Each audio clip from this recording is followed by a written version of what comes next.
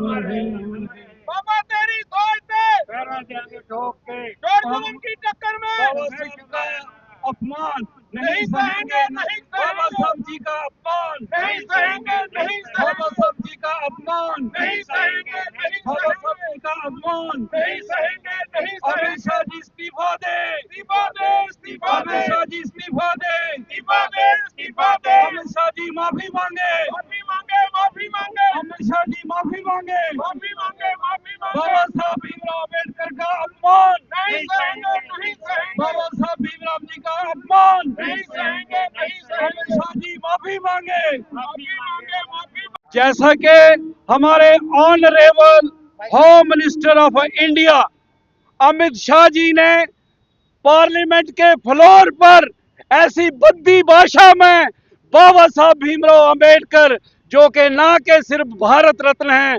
बल्कि दुनिया में उनको स्टूडेंट ऑफ द वर्ल्ड के नाम से जाना गया है। हर देश मुल्क के अंदर उनके रोड्स बनाए जा रहे हैं, उनकी स्मारकें बनाए जा रहे हैं, लेकिन पार्लियामेंट के अंदर बाबा साहब ने जो उंगली खड़ी करके कहा हुआ था वो स्टैचू को गिरा दिया गया है।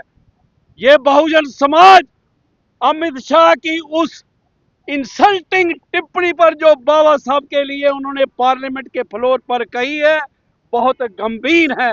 दलित, ओबीसी, माइनॉरिटी और आदिवासी पूरे देश में अमित शाह जी से ये कह रहे हैं कि बाबा जी के सम्मान में आप इस्तीफा भी दें और माफी भी मांगे।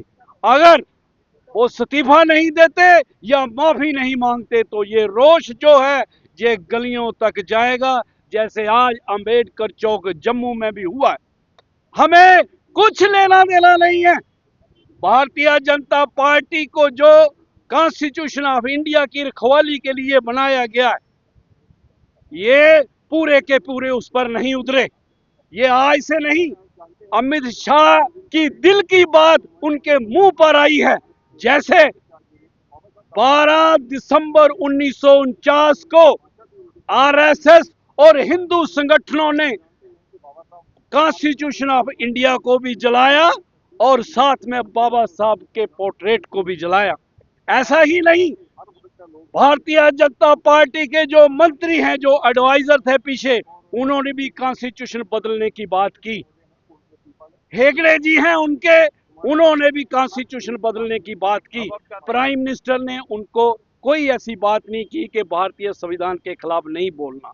लिहाजा ये नेहरू और गांधी को क्रिटिसाइज करती है भारतीय जनता पार्टी, लेकिन बाबा साहब भीमराव अंबेडकर साहब को उन्होंने चेयरमैन बनाया था ड्राफ्टिंग कमेटी का, और अगर वो चेयरमैन बने, आज जो दलित, ओबीसी, माइनॉरिटी और आदिवासी है वो प्रेसिडेंट ऑफ इंडिया है, चीफ मिनिस्टर है, एमपी है, कारपोरेटर है, पंच है, सरपंच है, आईएएस है, आईपीएस है, डॉक्टर है, इंजीनियर है, जमीन का मालिक है या स्कूलों और कॉलेजों में पढ़ रहा है, ये सिर्फ और सिर्फ एक आदमी का काम है और वो हमारा भगवान है और वो डॉक्टर अंबेडकर साहब हैं। इसलिए हमें पूरा रोष है, अफसोस है कि इतने बड़े भारतवर्ष का होम मिनिस्टर इस भद्दी भाषा को वापस ले, माफी मांगे और इस्तीफा दे। बहुजन समाज सड़कों पर बाबा साहब के सम्मान में